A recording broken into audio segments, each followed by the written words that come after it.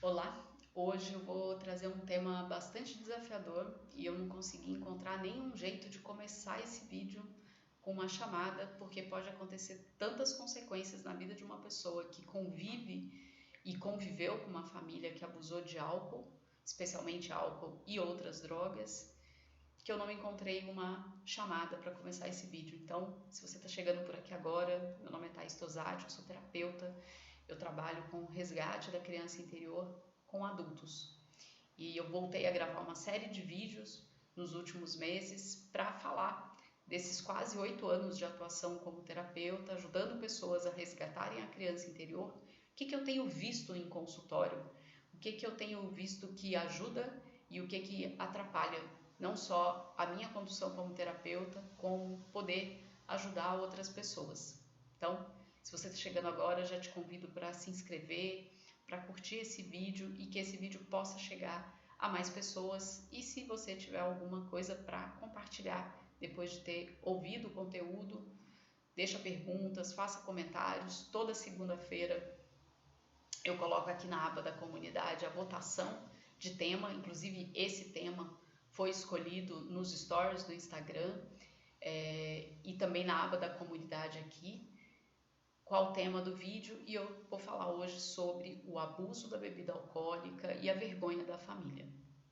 Então, por que esse tema eu acho tão desafiador falar desse tema? Porque a gente vive num país que a bebida tem um lugar, a bebida alcoólica tem um lugar de diversão, de celebração, e de que as pessoas bebem socialmente e que não tem nenhum problema em relação a isso. E, em geral, as pessoas não falam sobre as questões que acontecem nas famílias porque sentem muita vergonha e porque fica tão naturalizado alguns comportamentos de pessoas quando bebem que a pessoa não acha que está acontecendo nada demais, apesar de internamente ela poder estar muito quebrada, muito afetada, mas ela olha para o lado e diz: bem, não tem ninguém reclamando, ninguém fala sobre isso, então deve ser coisa da minha cabeça. Quem nunca, né? Então, por isso que eu acho tão desafiador, porque ter pessoas que têm o abuso do álcool como um problema bastante explícito e a pessoa, sei lá, bebe todos os dias e fica o dia inteiro dentro de um bar ou em casa bebendo sem parar e fica caída no chão. E isso é uma coisa muito explícita sobre um abuso de álcool, um vício, mas não é o único jeito. E falar do que mais acontece é exatamente esse o ponto para mim do desafio, que é esse lugar da bebida como diversão, como alegria, e por isso as pessoas ficam alteradas, e na verdade isso para as crianças é um grande estrago. E eu vejo isso em consultório e tenho visto isso nesses quase 8 anos de atendimento, e isso também aconteceu na minha vida, por isso eu acho bem importante trazer esse conteúdo, porque mais pessoas podem acordar e saber, inclusive, que há caminhos para cuidar disso, para cuidar de você que pode ter vivido essa experiência, ainda que você não conviva mais com pessoas alcoólicas que abusam de álcool, ainda assim você pode ter muitos sofrimentos, muitos jeitos de lidar com a vida que tem a ver com questões traumáticas ligadas a uma família que abusou de álcool e você não faz ideia. E por aqui pode ser que você descubra, pode ser que te ajude. Então, quando eu resolvi gravar esse vídeo e colocar como sugestão de tema para as pessoas votarem, tem relação com um atendimento que eu fiz, onde a pessoa começou dizendo, numa fase que a gente estava trabalhando da criança dela, ela contou o quanto ela gostava de ficar na casa de uma determinada pessoa da família dela. E pelo jeito que ela escreveu, eu chamei a atenção e falei: que curioso, parecia que você não gostava de ficar em casa. E ela falou: nossa, nunca tinha pensado sobre isso. E aí ela começou a dizer: sim, eu nunca gostei de ficar em casa, porque tive familiares que abusaram de álcool, que tinham uma alteração de comportamento. Eu sei lá, 2, 3 anos já convivia com briga entre os familiares por causa do álcool. Então era sempre muito tenso, era um ambiente de muitas brigas, de muita tensão, e o lugar onde ela se sentia segura, tranquila, era na casa dessa outra pessoa da família. E aí, conforme ela foi trazendo isso, ela também contou que na fase adulta ela desistiu de fazer festas para não ter que convidar a família de origem dela. Hoje ela já tem a própria família, ela é casada, tem filhos, e ela disse: eu não faço mais. A última vez que eu tentei foi numa data X de um evento e eu desisti, porque foi uma vergonha muito grande, pais, irmãos tiveram muitas brigas e o abuso do álcool, e ela falou: eu cansei disso. E ela trouxe, inclusive, essa pessoa trouxe que ela não gosta mais, há muito tempo ela não gosta de datas comemorativas. E eu achei muito curioso, porque eu nunca tinha associado na minha própria vida que a minha desconexão e a minha evitação de datas comemorativas sim tem relação com o abuso de álcool que eu vivenciei tanto na minha família onde eu nasci, quanto na família que depois eu tive quando passei por um casamento. E aí, quando eu fui conectando essas informações e fui investigando também coisas pessoais que eu ainda não tinha olhado, uma das coisas que eu trouxe de sugestão para essa pessoa é que ela conhecesse o grupo de 12 passos chamado Al-Anon. O Al-Anon é uma irmandade de 12 passos. Se você não sabe o que é, eu falo mais de irmandade de 12 passos no vídeo sobre perfeição. Inclusive, deixei o link do documentário contando a história da primeira irmandade, que foi Alcoólicos Anônimos. E aí eu indico a reunião de acolhimento do Al-Anon, para que a pessoa tenha a oportunidade de estar com mais pessoas onde estão trabalhando a recuperação por conviver ou por ter convivido numa família de alcoólicos e poder lidar com essas consequências e inclusive transformar, porque muito do que se traz no trabalho da criança interior, nas biografias que eu ouço, muitas pessoas acreditam que é uma característica de personalidade, muitas coisas que elas apresentam. E quando a gente faz o trabalho da criança interior, em geral isso cai por terra, porque não é uma característica de personalidade ou da essência da pessoa. Ela desenvolveu aquilo muito cedo para se proteger. E aquilo foi feito tanto que quando ela chega na fase adulta, ela acredita que ela sempre foi daquele jeito. Ela não faz essa relação até o trabalho do resgate da criança interior, quando ela olha para a biografia e tem junto alguém conduzindo, apontando alguns detalhes que talvez ela nunca iria ver. Até porque o jeito que a gente convive em sociedade, nessa naturalização de passar para frente os traumas que foram recebidos, é muito difícil uma pessoa perceber por ela mesma sem estar num processo onde ela estuda sobre o desenvolvimento infantil, sobre, por exemplo, parentalidade positiva. Então, estar sendo acompanhada por alguém que traz, olha, talvez esse comportamento seu não é da sua personalidade, você desenvolveu isso para se proteger por causa deste tema aqui. Então, a Al-Anon é uma oportunidade para você se conhecer sobre, possivelmente, quem era você antes de conviver com um alcoólico, se é que isso existiu, porque algumas pessoas, quando nascem, já tem um familiar que sempre abusou de álcool, então sempre sempre conviveu com uma pessoa que estava constantemente alterada e tinha pouquíssimos momentos de não alteração pelo álcool, né? Mas o Al-Anon traz algumas perguntas, como todas as Irmandades de 12 Passos. Se você entrar no site, você vai ver que tem algumas perguntas que eles chamam ou de autodiagnóstico ou, bem, você quer saber se o Al-Anon é para você?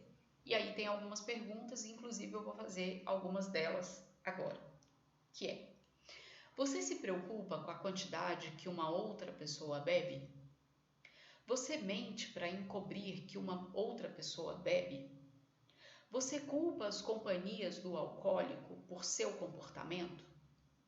Você faz ameaças como: se você parar de beber, eu o deixarei. Se você não parar de beber, eu o deixarei.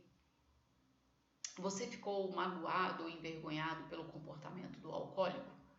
Você já pensou em chamar a polícia por medo da violência? Você procura bebida escondida? Você muitas vezes anda de automóvel com um motorista que esteve bebendo? Você já recusou convites sociais por causa de medo ou ansiedade? Você às vezes se sente frustrado quando pensa nas medidas que tomou para controlar o alcoólico?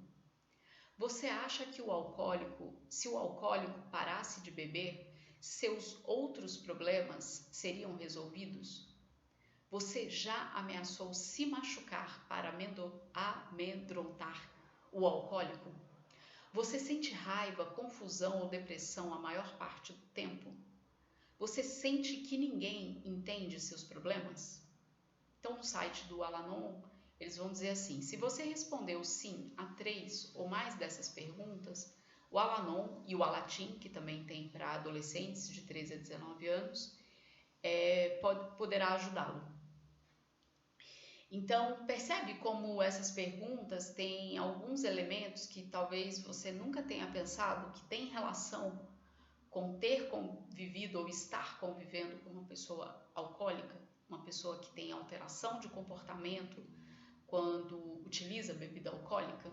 Então, o Al-Anon tem sido uma irmandade que eu recomendo para pessoas que conviveram e ainda convivem com pessoas alcoólicas, porque uma das consequências de conviver com um alcoólico, em geral, ter tido um pai ou uma mãe alcoólica, é casar, namorar com uma pessoa que também abusa de álcool. Isso é muito comum na biografia das pessoas que tiveram familiares que abusaram de álcool. Então eu vou trazer aqui também algumas outras coisas que podem acontecer, coisas que eu tenho visto na vida de pessoas que eu atendo e também na minha própria vida, sobre ter vindo de uma família onde tinha familiares, pessoas que abusavam de álcool. Então, uma delas é não gostar ou evitar datas comemorativas, festas que envolvam a família. E aí a pessoa começa a desenvolver uma certa evitação de datas comemorativas, que começou por causa dessa história, dessa vergonha, desse cansaço de ver membros da família fazendo vexame, né? Brigas, agressões, às vezes situações de brigas, né, de confronto verbal, às vezes não tinha um confronto físico, mas tinha uma questão ali de brigas, inclusive coisas do passado, essa coisa de algumas pessoas da família que encontram em festa e começam a trazer assuntos e aquilo vira uma grande confusão.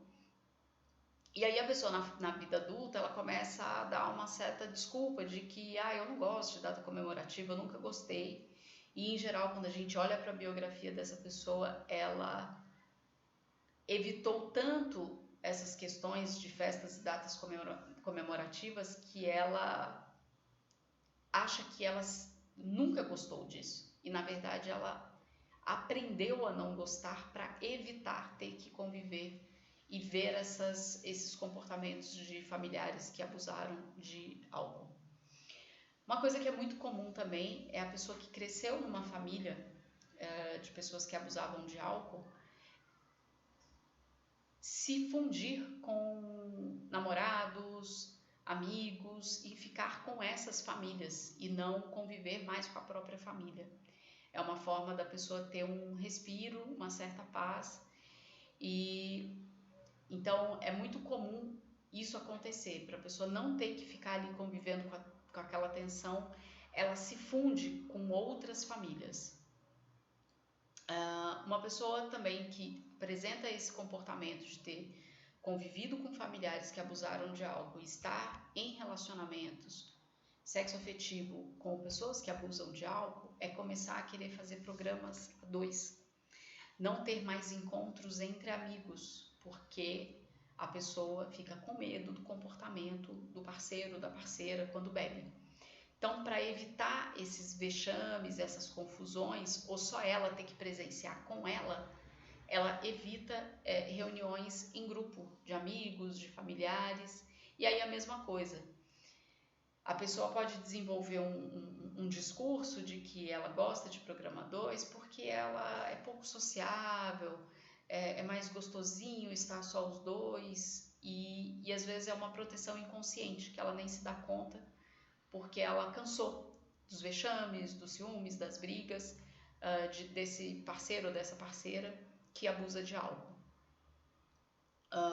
É possível também que a pessoa que conviva com um alcoólico, inclusive no documentário de criação de Alcoólicos Anônimos, a história do Bill, que foi o fundador de AA, a mulher dele fez isso. Ela começa a beber junto com ele para ele não sair de casa, que é um outro comportamento de alcoólico, né?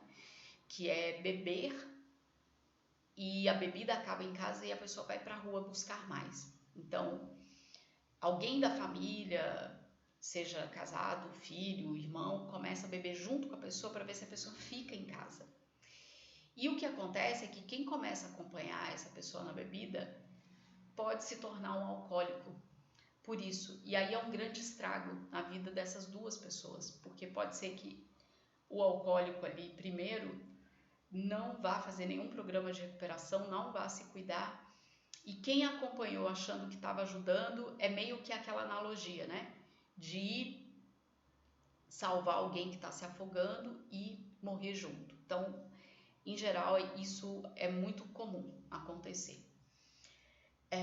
A pessoa também pode desenvolver na fase adulta e até mesmo na adolescência uma antipatia, um pavor pela bebida alcoólica. E que talvez você ouça e você fala, nossa, que ótimo, né? E aí ela não vai beber, não vai correr o risco de ter vício. Mas todas as vezes que a gente tem um comportamento onde a motivação ela é nesse lugar de pavor, né, de um extremo, isso não fala sobre uma escolha consciente. Eu escolho não beber por isso, por aquilo. Mas é sempre num lugar de medo, de pavor, de evitação. E isso também traz consequências ruins para uma pessoa, pode trazer. Porque às vezes ela está com uma pessoa que tem uma relação consciente com a bebida alcoólica, não se torna um viciado, não abusa disso, isso não altera o comportamento dessa pessoa, mas o trauma dela é tão enraizado e ela tem memórias tão horríveis de ter convivido com uma pessoa alcoólica, que só o fato dela ver uma bebida alcoólica ela fica muito apavorada. Então isso também é uma coisa que inviabiliza a saúde dessa pessoa. Tem algo aí de insano atuando, claro, inconscientemente. Então também ter o pavor da bebida não significa que essa pessoa está num lugar de funcionalidade, de saúde, de consciência. Uma coisa também que acontece muito nas famílias que abusam de álcool é conduzir crianças, o alcoólico, dirigir o carro estando alcoolizado e ter crianças no carro. Então, essa criança pode ter passado por diversos acidentes que não foram exatamente graves, porque foi uma batidinha, e eu tô fazendo isso entre aspas porque para um adulto já é um susto quando alguém encosta no carro que você está dirigindo, se você já teve essa experiência, é um impacto, é um susto. Para uma criança é muito mais, até porque a criança ela tem uma percepção muito aguçada e ela sabe que é muito tenso estar com esse familiar alcoolizado. Então, quando ela está com esse familiar alcoolizado, dirigindo, e ainda acontece uma colisão, e em geral isso não acontece uma vez, essa criança, quando a gente escuta a biografia dessas pessoas, foram várias situações de colisão, ainda que ninguém tenha ali se machucado fisicamente, mas psicologicamente essa repetição afeta a vida dessa criança, isso vai impactar na vida adulta. Isso, inclusive, estava ali em uma das perguntas de Al-Anon.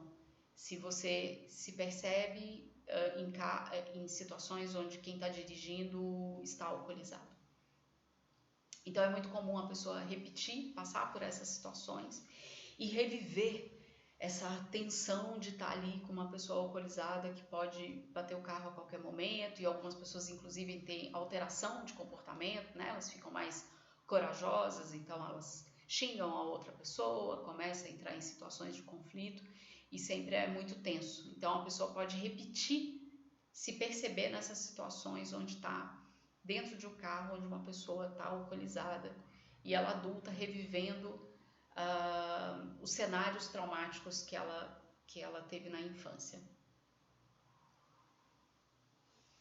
Bem, esses são alguns dos padrões que eu venho observando na minha própria história e das pessoas que eu atendo, então acho que isso pode te dar aí um cenário se você passa por essas situações. E essa questão da vergonha da família, em geral, ela não é dita, né? Eu sinto vergonha da minha família, mas você vai ver algumas coisas ou passar por isso, que é não apresentar a família para amigos, não fazer festas onde a família é convidada, participa. Então, às vezes a pessoa deixa, inclusive, de participar, sei lá, de festas de formatura, comemorações dela, para não ter que passar por essa experiência. Tem pessoas, inclusive, que deixam de fazer festas do casamento que ela gostaria muito de fazer, porque para evitar o risco de ter a participação da família e ter esse vexame. Então, é muito difícil que alguma pessoa assuma esse lugar de eu não faço isso por vergonha da minha família.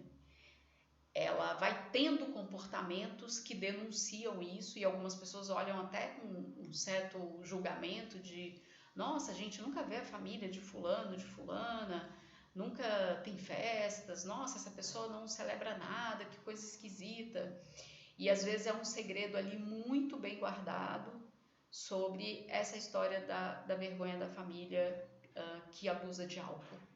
Então, é bem possível que você passe por isso, conviva com pessoas que têm esse tipo de comportamento e que às vezes você olha torto e fala, nossa, que estranho, né? Não conheço a família do meu amigo, da minha amiga, ou marido, esposa, enfim. E às vezes o que está por trás é isso, e é muito difícil para uma pessoa, às vezes, dizer das coisas que acontecem, porque, em geral, as datas comemorativas são muito marcadas por violências, né? Então a pessoa, sei lá, ela vai lembrar do Dia dos Namorados, ela vai lembrar do dia do Natal, do Réveillon, enfim, sempre o que vem é, nossa, foi aquela briga, foi aquele vexame, foi aquela situação. E aí, claro, né, o jeito que o nosso cérebro processa essas informações é tomando tudo isso junto, né? Então, que isso se transforma para a pessoa de que o Natal é sinônimo daquela briga e não qual é o significado para ela. Isso perde completamente o sentido e isso é um estrago muito grande. Mas um dos caminhos para além do resgate da criança interior, esse processo terapêutico profundo, é também frequentar as reuniões de Al-Anon e poder ouvir pessoas que passaram pela mesma situação e como elas estão se recuperando e que é possível se recuperar.